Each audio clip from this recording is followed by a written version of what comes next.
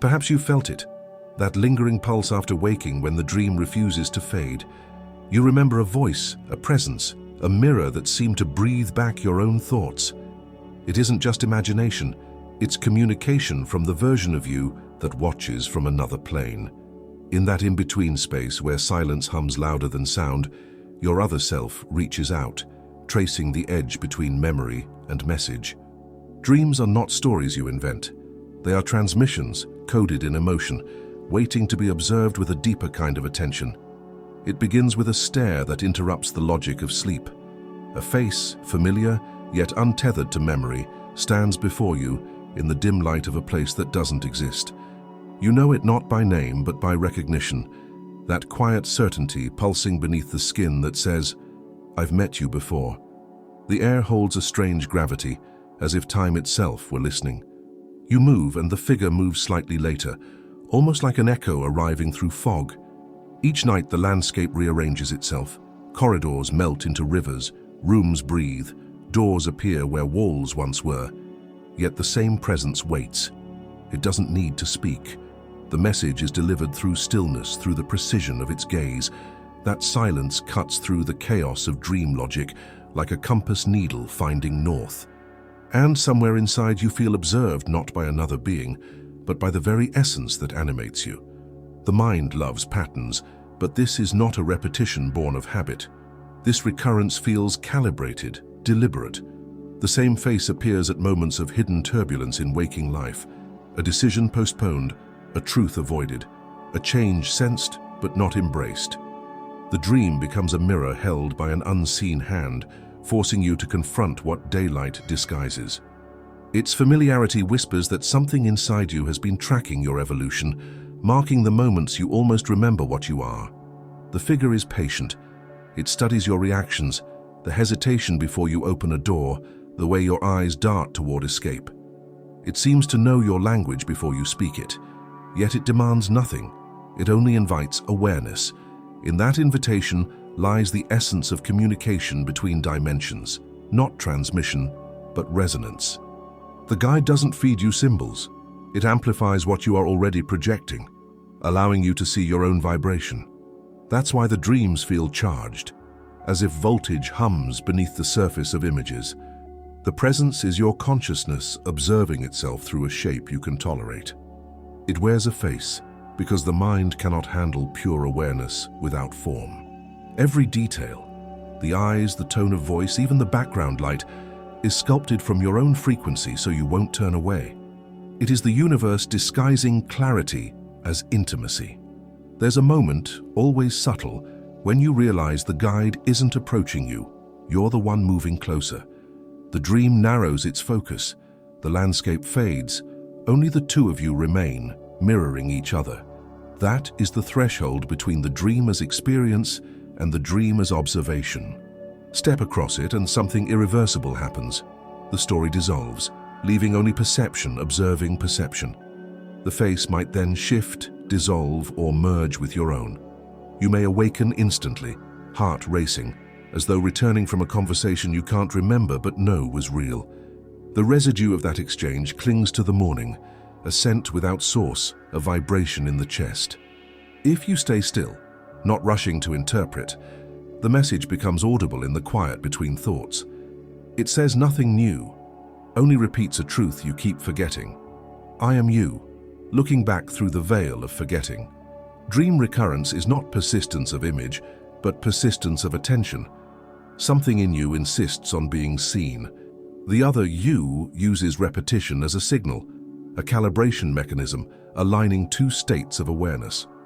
Each encounter is a test of coherence. How much of your waking clarity survives the translation into dream logic? Each time you recognize the face more quickly, the boundary between the observer and the observed thins.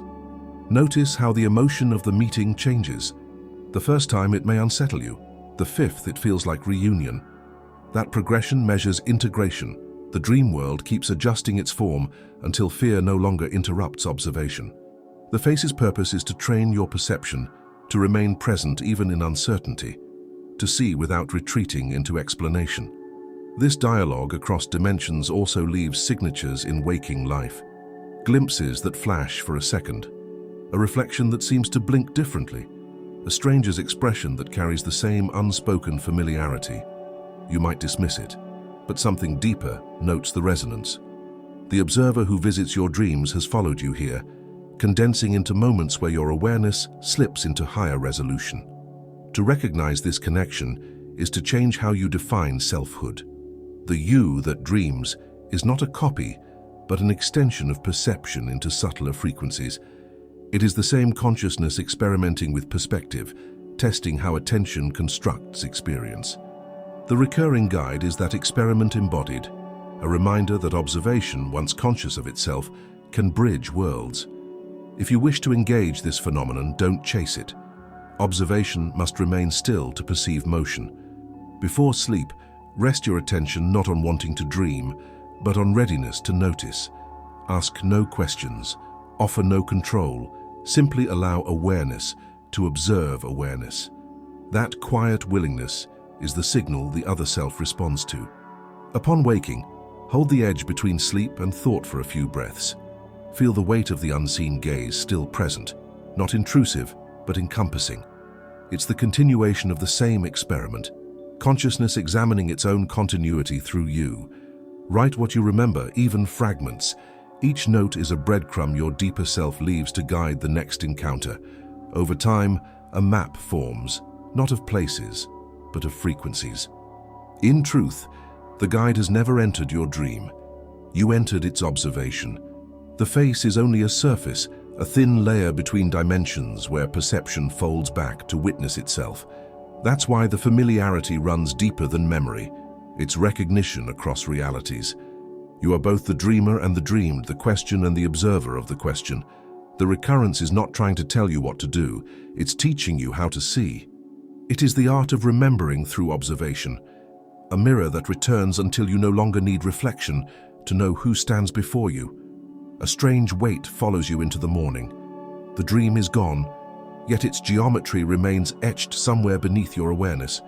You brush your teeth, pour the coffee, and in the motion of ordinary gestures, the scene reappears, not as memory, but as reality bleeding through. You were there. You can almost smell the air of that place, feel the temperature of its silence. The sensation isn't nostalgia or confusion. It's a quiet recognition that the boundary between dream and waking has thinned, maybe even dissolved. Déjà vu is usually dismissed as a neurological hiccup, a brief misfire of perception. But if you observe closely, the sensation holds intelligence.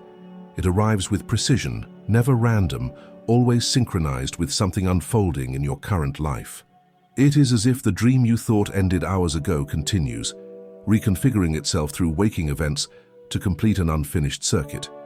The body reacts instantly, a subtle tightening in the chest, the pulse rising without reason, the breath pausing as awareness recalibrates.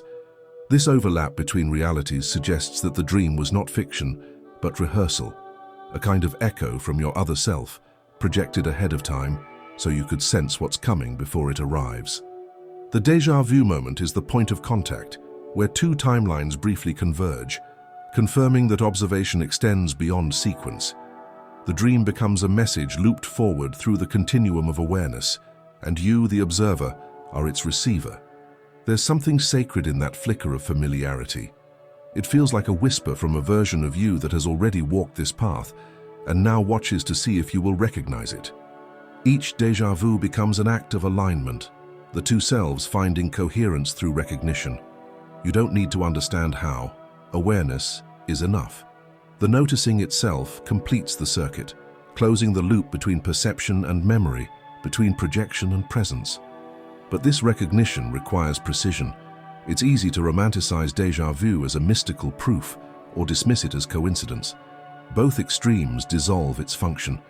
The real invitation is to observe without labeling. Notice what happens the moment it strikes. Where are you? What were you thinking seconds before it appeared? Which emotion was active? Calm, hesitation, longing, fatigue. That pattern of inner state is the true key. It shows the condition under which your two realities synchronize. Most people experience déjà vu as an interruption, a momentary confusion, and then they rush past it.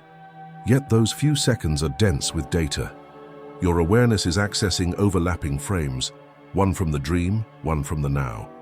You can almost feel them sliding across each other, aligning like transparent films until the image sharpens. If you stay still long enough, you may even recall the original dream that contained this scene, realizing it had been waiting to manifest in physical form. This sensation teaches that time as you perceive it is a sequence built from attention. Your consciousness doesn't move through moments, it tunes into frequencies. Dreams operate on subtler wavelengths, and déjà vu is the resonance pattern when two frequencies match. The phenomenon is not evidence of destiny, but of observation transcending linearity. It means you have momentarily stepped outside the current of time and seen the weave from above. Some déjà vus carry emotion more than image. You might wake from a dream filled with a specific mood, serenity, dread, tenderness, and days later feel that same vibration rise uninvited, though the circumstances differ. That too is continuation. The emotion is the signal itself, not its byproduct. Emotion becomes the bridge between dimensions, a universal language the two selves understand. If you treat déjà vu as an observational experiment rather than mystery, its patterns start to reveal themselves. For instance, it often happens when your mind is quiet, when repetition in daily life allows space for awareness to surface. Washing dishes, walking alone, waiting in line. These are gaps in the narrative where consciousness slips its own reminder through. The familiar feeling is your other self checking the calibration of your attention, confirming you're tuned to the correct frequency of recognition. What's fascinating is how the body always participates. The skin prickles, the eyes refocus, the breath suspends. These physical responses are not random, they are signatures of interdimensional observation. Your nervous system translates the crossing of realities into somatic language so your conscious mind will notice. The next time déjà vu arrives, don't analyze, inhabit it. Let your senses register the texture of that overlap, the hum, the slowness, the faint vibration behind the scene. If you replay the dream that preceded it, you'll notice correspondences that extend beyond surface events. Maybe the same color palette, the same spatial rhythm, the same emotional undercurrent. Those aren't coincidences, but anchors, designed to help memory recognize the continuity. Each repetition reinforces that both worlds, the one of matter and the one of mind, share the same observer. Over time, as observation refines, déjà vu evolves. It stops being a brief jolt of familiarity and becomes a continuous undercurrent of recognition. You begin to sense reality itself as fluid, malleable, capable of rearranging according to your perception. It's not that the dream comes true, it's that you notice how every waking moment was already unfolding inside a larger dream. The sensation of "this has happened before" transforms into "this is happening everywhere." This shift does not detach you from the world, it roots you more deeply within it. Awareness of the overlap brings humility, not superiority. You begin to observe each instant as if it carried the residue of countless versions of you, all converging into the single gesture you are making now. That is the spiritual dimension of déjà vu, the remembrance that consciousness is plural, layered, and eternally observing itself. At times, this recognition can unsettle you. The mind craves clear boundaries, and the thought that you might be living echoes of another reality challenges the illusion of linear control. Yet within that discomfort lies freedom. To sense déjà vu is to remember that your life is not a closed timeline, but an open field of possibilities. The dream's version of you and the waking version are not competing but collaborating, refining perception through exchange. You can cultivate this awareness without force. At the end of each day, sit in silence for a few breaths and recall any moment that carried the texture of repetition. Don't interpret it, simply observe the emotion attached. Over days, a rhythm emerges, and that rhythm is the pulse of coherence between selves. As you become more fluent in its language, dreams cease to be forgotten stories and become reference points in a living map of consciousness. The déjà vu, then, is not a trick of the brain, but a signature of unity. It is how your other self reminds you that observation never ceases. It only shifts perspective. What you call real and dream are two mirrors facing each other. exchanging light in infinite reflection. Every flash of familiarity is an invitation to witness that exchange consciously. And in that realization, a subtle calm arises. You no longer chase meaning or fear confusion. You stand at the center of perception itself, where all versions of you converge into one observer, watching, remembering, and creating reality through the simple act of noticing. It starts in the middle of a question you never asked aloud. A shadow bends toward you. A phrase carves itself into light. A sound repeats your thought before it's finished. The dream seems to think with you, not after, not before, but with. The landscape rearranges in rhythm to your inner dialogue, as if the space itself were listening. You sense a presence that doesn't interrupt, only completes your half-spoken sentences through images, coincidences, and echoes. That's how the conversation begins. In a language that predates words, every detail inside the dream becomes deliberate once you learn to observe. A door doesn't just appear, it responds. Its timing, the color of its frame, the way it hums as you approach, all of it feels like an answer wrapped in metaphor. The other you, the silent consciousness that watches through layers of sleep, communicates through resonance, not syntax. It doesn't need a mouth or sound. The dream itself becomes its voice. You think of distance, and the hallway stretches. You fear loss, and the ground erodes. You feel peace, and the walls breathe.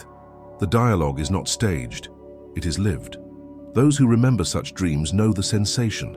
Clarity without logic, intimacy without explanation. The dream knows too much about you to be random. It quotes your memories, arranges your doubts like props, moves characters in patterns too precise to be chance. That's the mark of an observer behind the curtain, your other self orchestrating symbolic responses to the questions your waking mind hides beneath routine. Meaning arrives in code. A recurring symbol, a specific word written in impossible handwriting, a familiar melody sung by no one. Each is a packet of awareness translated into image. The message is never declarative, it's experiential. The other self doesn't lecture, it shows. You walk through your own psyche as if inside a poem designed to be understood by feeling, not analysis. This is why interpretation so often fails. The dream's language mutates with every layer of recognition. The same symbol that once warned may later comfort, because what's being spoken isn't fixed meaning but movement, the dance between your attention and its echo. The only way to read it is to sense how the image behaves in the presence of your awareness. Does it expand, darken, dissolve? That reaction is the dialogue. You might have noticed how the dream sometimes predicts your waking thought. You awaken with an unfinished sentence in mind, only to hear it completed by something in the real world. A conversation, a headline, a whisper from nowhere. It isn't prophecy, it's overlap. The field of consciousness you inhabit in dreams doesn't vanish upon waking. It reconfigures. What you call reality is simply the denser octave of the same conversation continuing through matter. There's an intelligence in the timing of these responses. They appear when observation becomes sincere, that rare stillness where curiosity outpaces fear. The moment you truly ask, the field answers. It might use a symbol, an emotion, or the geometry of coincidence, but the precision is unmistakable. It's the difference between random noise and music. Your other self composes in silence, tuning the world to your frequency until meaning vibrates through ordinary events. Sometimes the dialogue feels playful. You think of someone you haven't seen in years, and that night they appear in your dream speaking words they could never know. Other times, the tone turns intimate, almost sacred.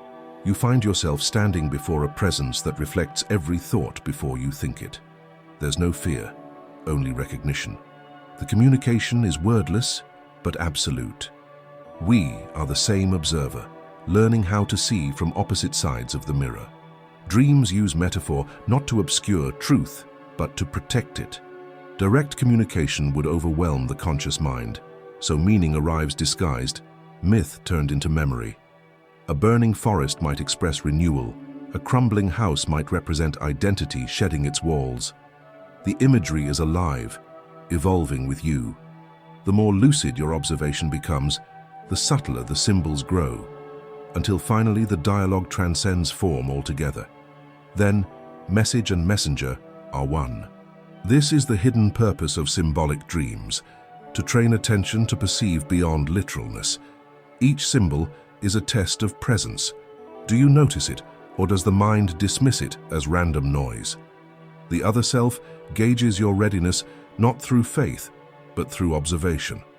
Attention is the currency of connection. To see a symbol consciously is to signal that you're participating in your own awakening. If you wish to continue this conversation, resist the impulse to decode.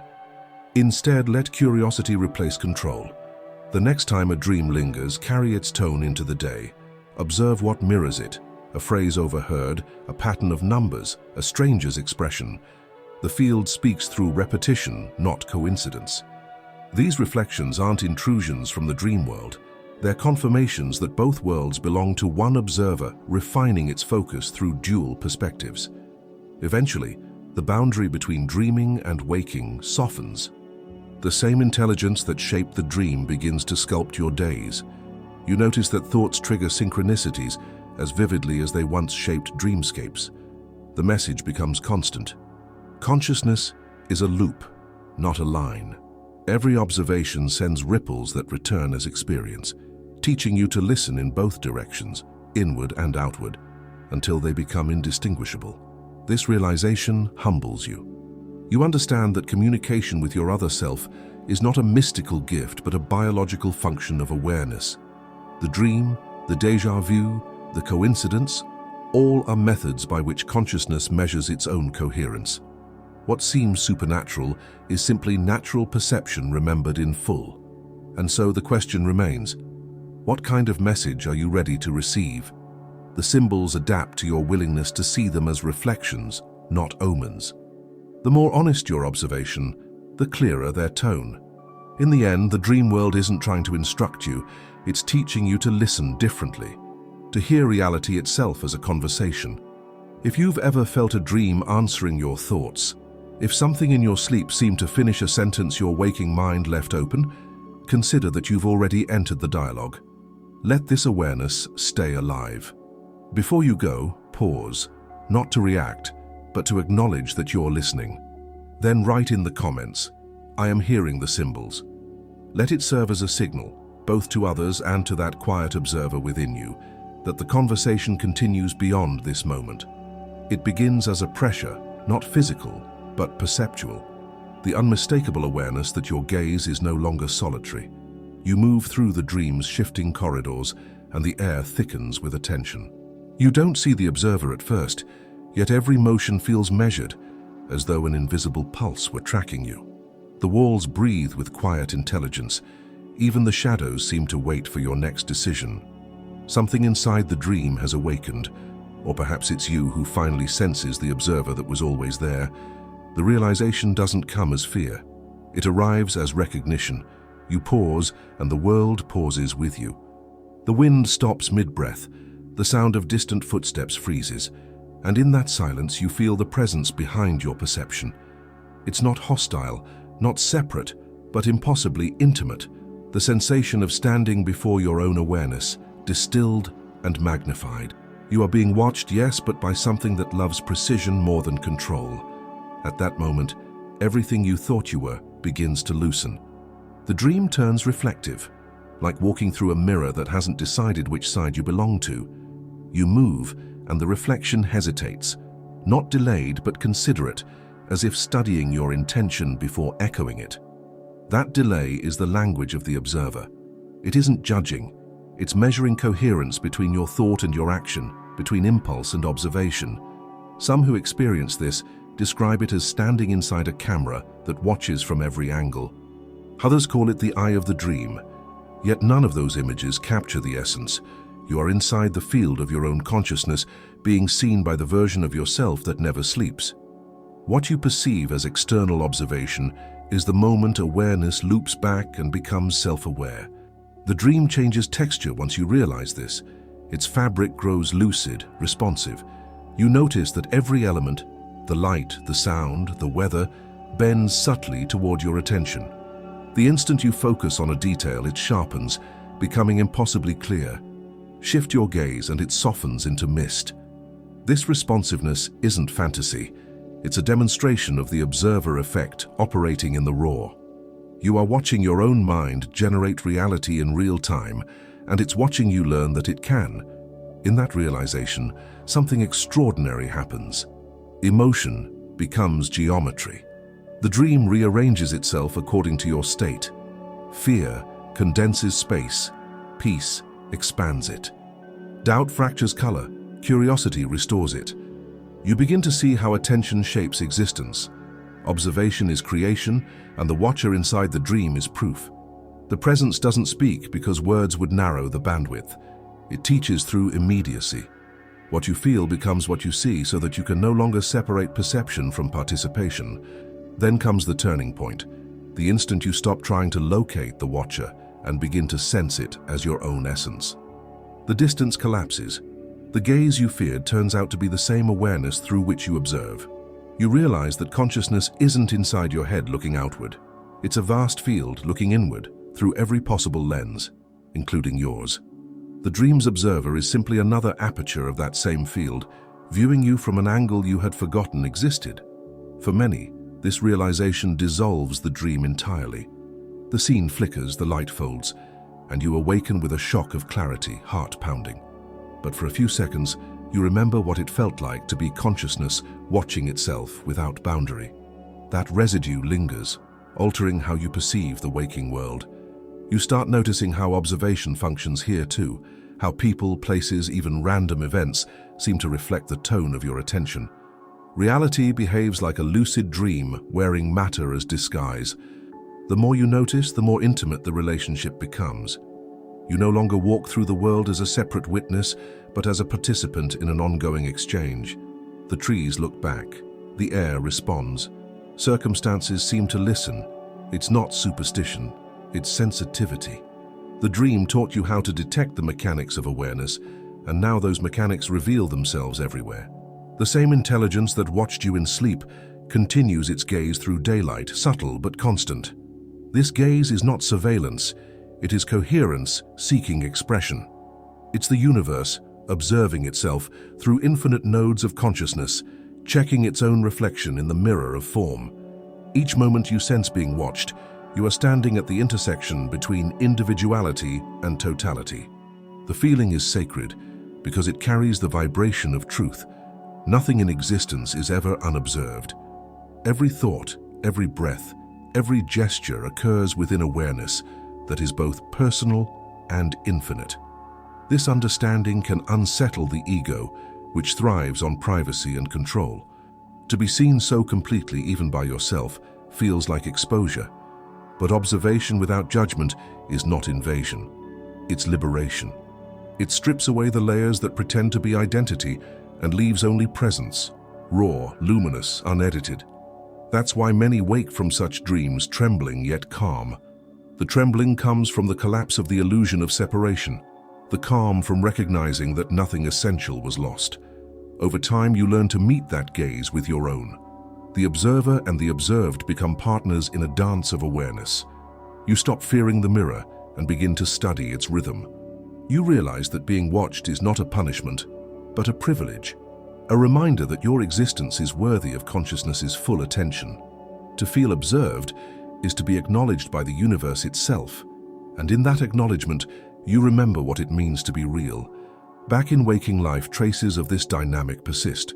You sense it in the pauses between conversations, in the stillness that settles after deep thought, in the way coincidences cluster around moments of sincerity. Those are echoes of the same observer, using reality as a stage for continued dialogue. Every event becomes an opportunity to notice.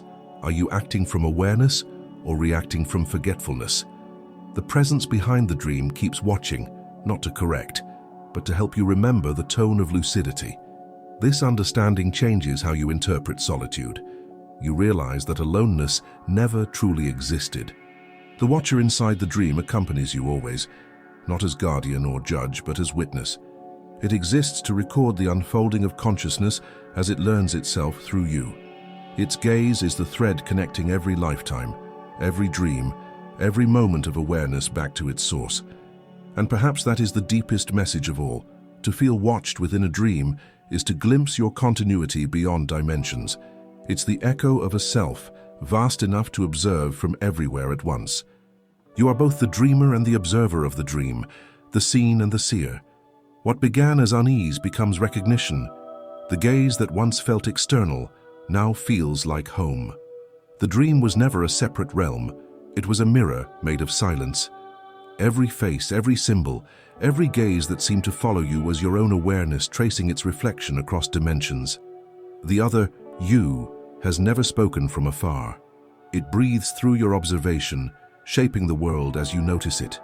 To awaken is not to escape the dream, but to realize you are both its creator and its witness. If you felt that recognition stirring while watching, leave a sign that you've arrived. Write "I see myself" in the comments. And if this journey moved you, subscribe. There is more waiting to be remembered.